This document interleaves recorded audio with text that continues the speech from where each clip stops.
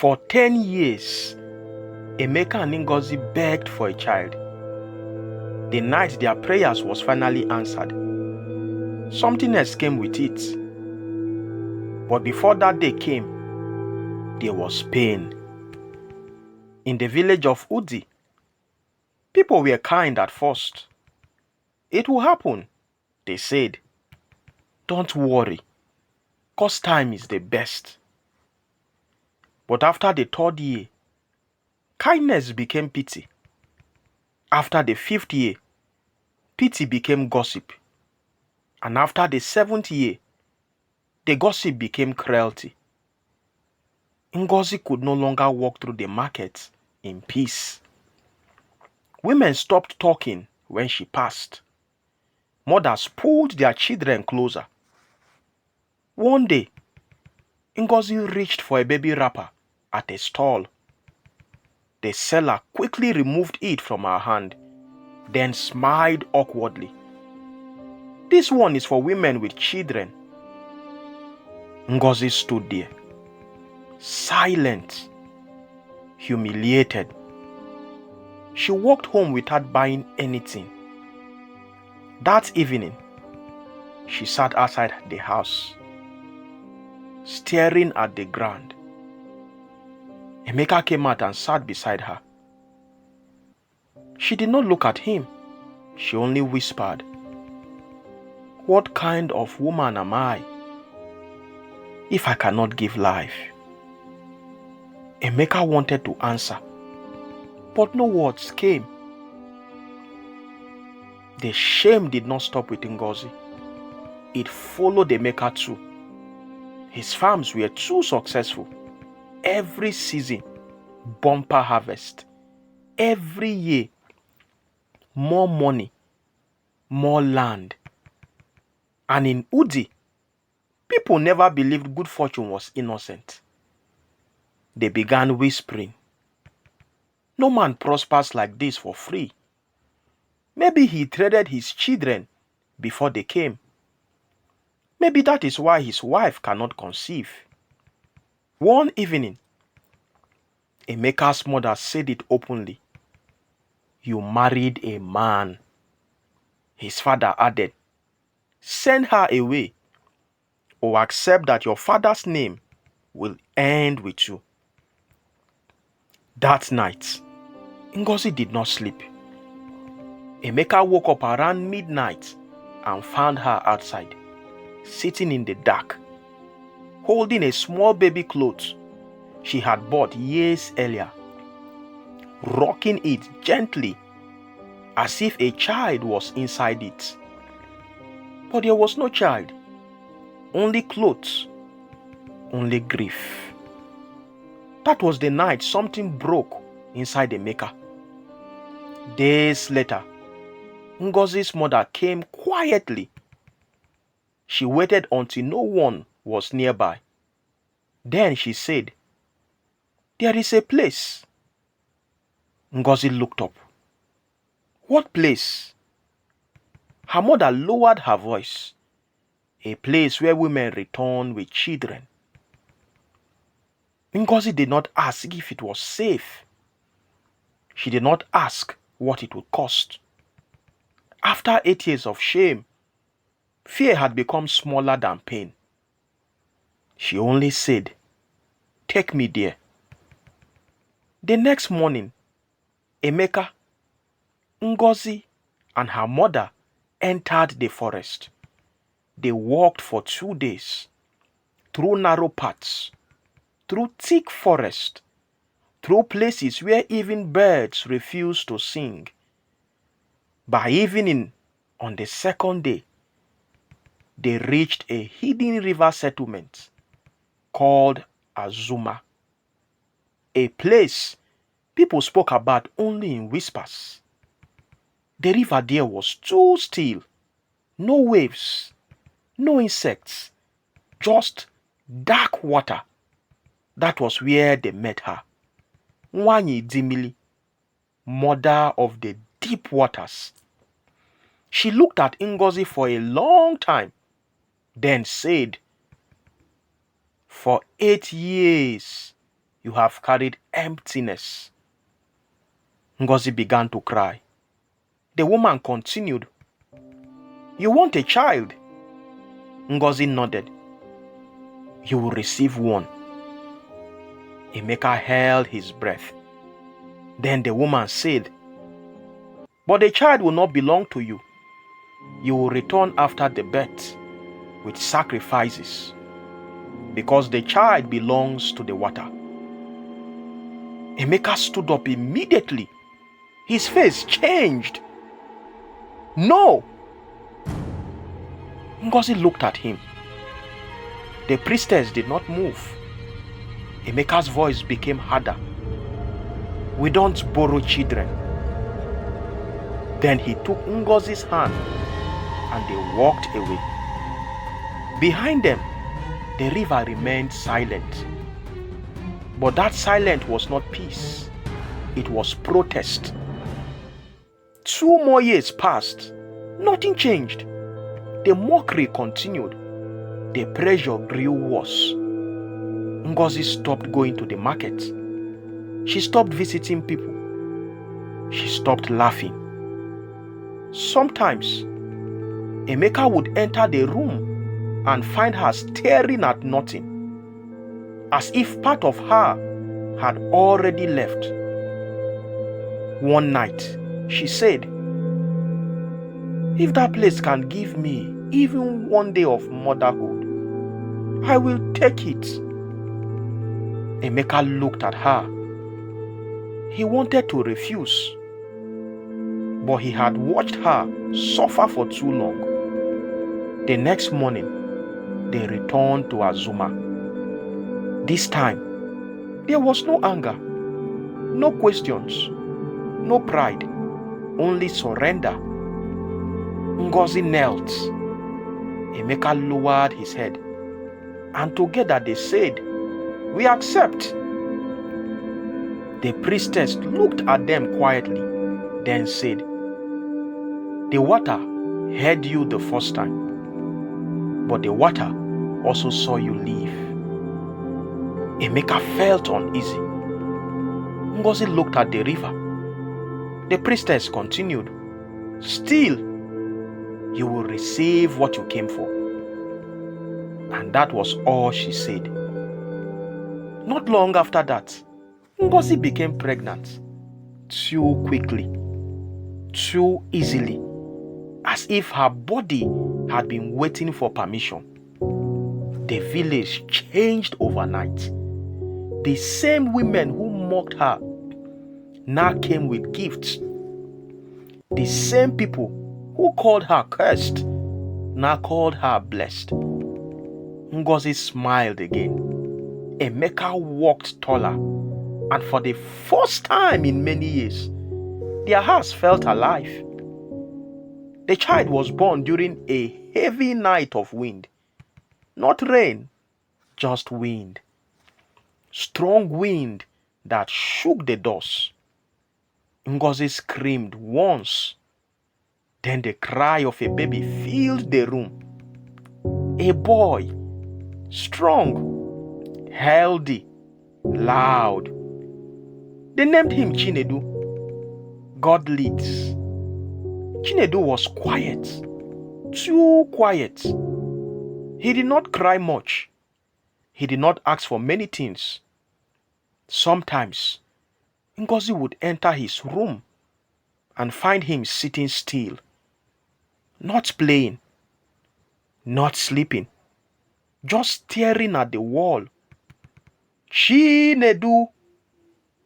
He would turn slowly, as if hearing his name from far away, then smile. Mama.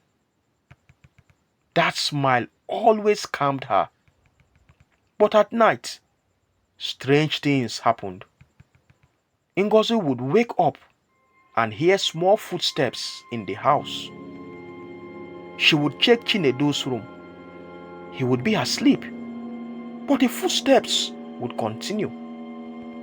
Soft, slow, moving through the corridor. One night, Emeka woke up suddenly. He heard a child laughing outside. He opened the door.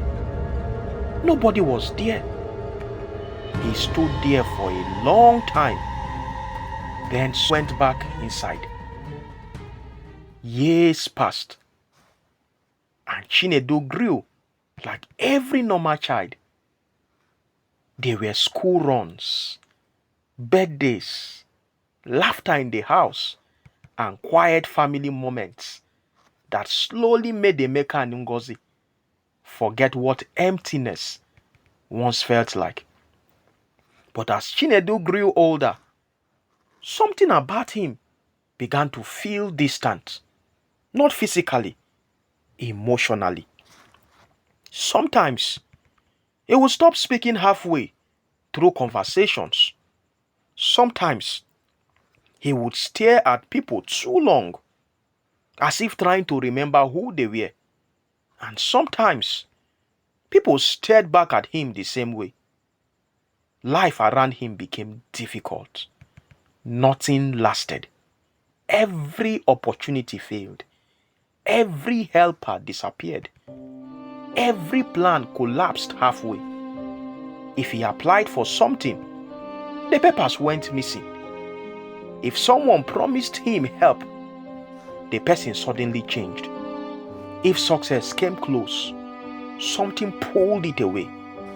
Again and again and again. At 32, Chinedu finally broke down. He sat before his parents one evening.